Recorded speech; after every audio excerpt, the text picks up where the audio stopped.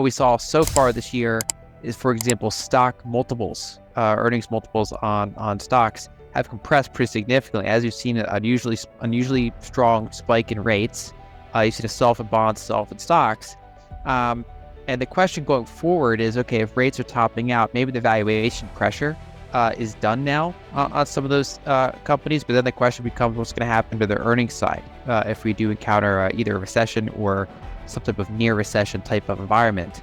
And so, I think there's certainly a way to play a top in rates. It could be a bounce in gold. It could be a drop in the dollar. It could, going long on some of these treasury positions. I think there's multiple ways to play it. So some of the winners of the first half of the year, dollar straight up and many other assets straight down. I think you could see somewhat of a reversal for some of those potentially. As one measure, you can look at, say, household net worth as a percentage of GDP. And so the higher that is, in some ways, the more financialized that economy is. And so, in the dot-com, obviously during raging bull markets, that'll hit a peak, and then during bear markets, that'll be lowered. So historically, it's been some reasonable multiple. During the dot-com bubble, you got up to almost 4.5. So household net worth was 4.5 times as high as GDP, roughly. Then of course that came down significantly. Then it went up again in 2007. But instead of in 2000s, it was mostly in stocks, not really in real estate. In 2007, you had the opposite, where it was not a very euphoric time for stocks in general, but it was very euphoric for real estate. And what we saw going into this year was it got all the way up to over 6. And so both stocks and real estate and bonds and everything was super high relative to GDP. And so that's a quite financialized situation, because if you have a big contraction in asset prices, you're going to get a number of factors. One is you're going to get, the top 10% or so are the biggest consumers. And if their net worth is evaporating, they're not going to, they're not on the margin. They're not going to be, putting pedal to the metal in terms of things they want to buy. And then also you're likely to get more turbulence in tax receipts. Generally, there's a very strong correlation between the stock market in year-over-year terms and tax receipts in year-over-year terms. And so in general, I think that the market is very financialized. I think that the tail's gotten so big that it can wag the dog. And so I think that's part of, kind of the softening that we've seen. And it also makes it's challenging to keep some of the markets liquid when they have that happening. So disinflation for people is different than deflation. It means that the rate of inflation is going down. And one thing I've been emphasizing for a while is that even though I think this is an inflationary decade, that most inflationary decades have periods of disinflation within an inflationary decade. It could be for any number of reasons. Maybe, in some cases, it could be because the supply side issues is getting temporarily addressed. Sometimes it's because the Fed or other central banks are fighting back and trying to curtail the demand side, which is what we're mostly seeing right now. And so I think what we're seeing right now is basically an attempt to hold the beach ball underwater in terms of inflation. So it's, do we have more refining capacity? No. Do we have, materially more oil and gas production? No. So I think a lot of the underlying issues, that some of the inflationary pressures are still there.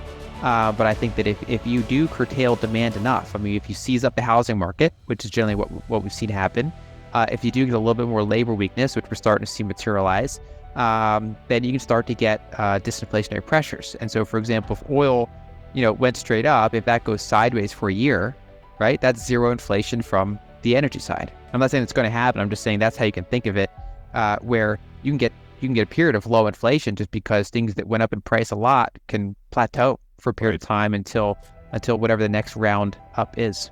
So I think that politics has become more gridlocked and is likely to get more gridlocked after the elections.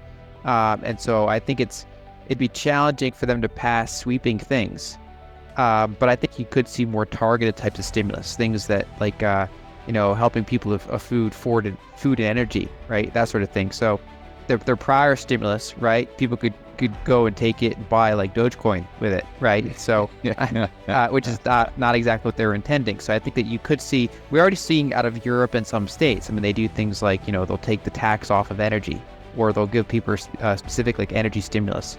I think you could see more targeted things like that, especially if you get, ongoing negative sentiment, donors calling up the politicians to be like, hey, things are not great. What are you going to do about it, right? So I think you can eventually get some sort of response, but I think it'll be more of a grinding period going forward. I think we expect probably more overall stagflationary type of conditions.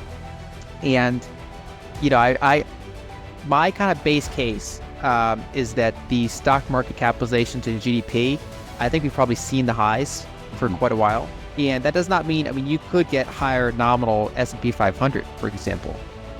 You could get, basically you could keep grinding up in nominal terms. But I think that the asset prices relative to the economy, I think there's this good case to be made that period of zero rates, COVID response, biggest ever liquidity injection in modern history, that might have been the kind of a pretty significant peak in terms of how financialized we are. And I think going forward, I think we're going to have higher average inflation, but again, disinflationary periods within that higher average inflation.